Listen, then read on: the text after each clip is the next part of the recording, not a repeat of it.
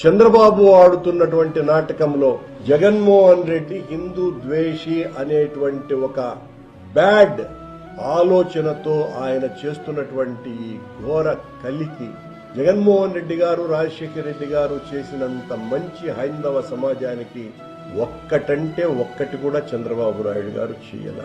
మతాంతీకరణ కోసమని ఇతర మతస్థుల వాళ్ళు హైందవ మతాన్ని స్వీకరించడానికి సిద్ధంగా ఉంటే, హిందువుగా మారటానికి వాళ్ళు సిద్ధంగా ఉంటే కొండ మీద ఒక పీఠాన్ని ఏర్పాటు చేసేటువంటి నిర్ణయాన్ని తీసుకున్నది జగన్మోహన్ రెడ్డి గారి ప్రభుత్వం. ఇంతకంటే గొప్ప విషయం ఏమున్నది?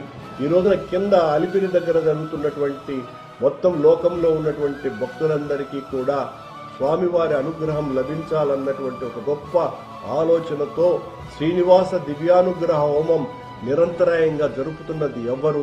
కొత్తగా చంద్రబాబు నాయుడు గారి ప్రభుత్వం చేసినటువంటి పని ఏమీ లేదని